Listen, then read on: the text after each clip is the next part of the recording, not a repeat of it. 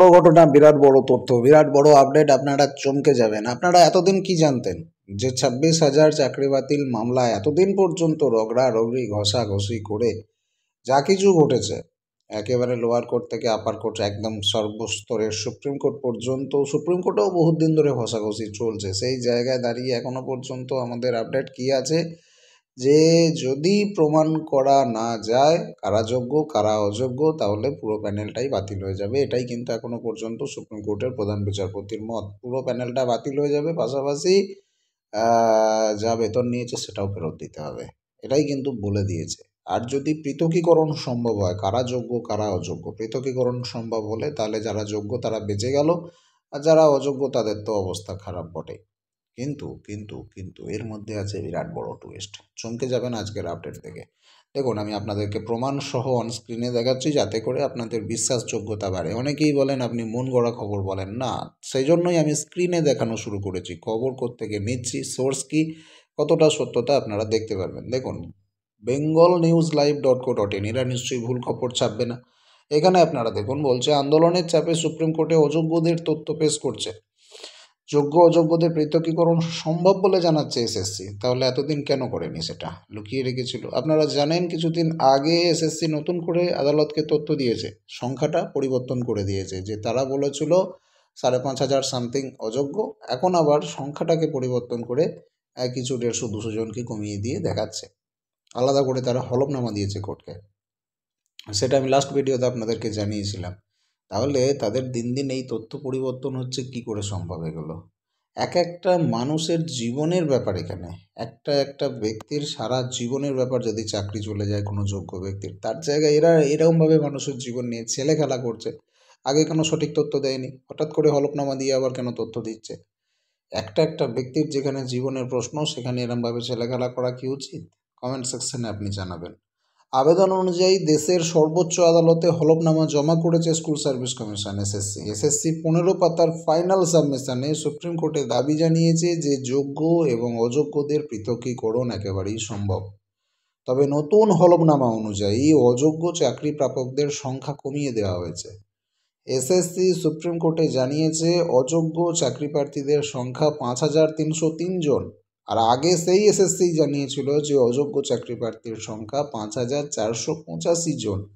অর্থাৎ হলফনামায় সেই সংখ্যাটা কমে গেল।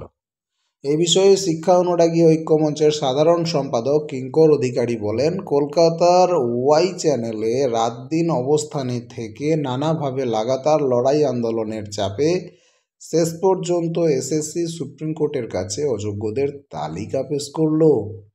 হ্যাঁ, শেষ পর্যন্ত সুপ্রিম কোর্টে অযোগ্যদের তালিকা এসএসসি পেশ করলো।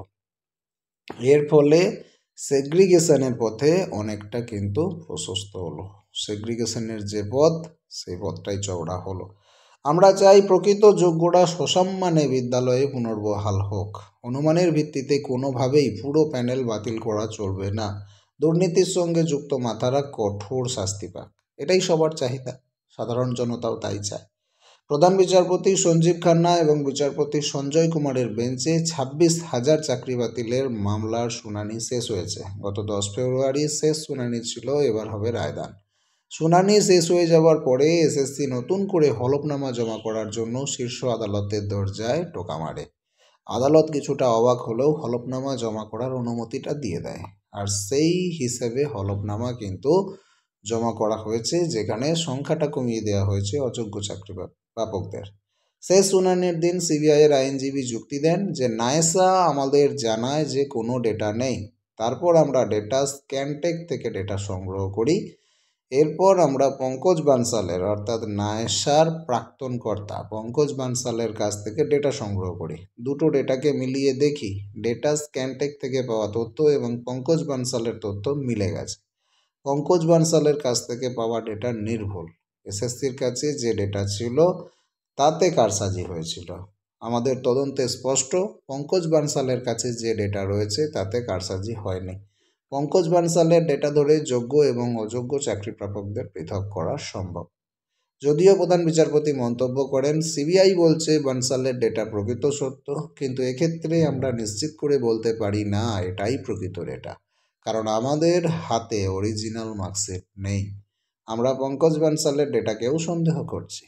শুনানি শেষ হলেও রায়দান কিন্তু স্থগিত রেখে দিয়েছে প্রধান বিচারপতির বেঞ্চ। যে কোনো দিন এই মামলার রায়দান হতে পারে। তবে শুনানি শেষ হয়ে যাওয়ার পর যেহেতু এসএসসি আবার সুপ্রিম কোর্টের দরজায় টোকা দিয়ে 15 পাতার তথ্য পেশ করেছে, আমার মনে হয় রায়দানের আগে আবার কিছুটা শুনানি আরও 1-2 ঘন্টা হয়তো চলতে থাকবে। এ বিষয়ে আপনার কি মতামত? কমেন্ট সেকশনে জানান। পরবর্তী আপডেট পেতে নজর রাখুন স্মার্ট দুনিয়ায়।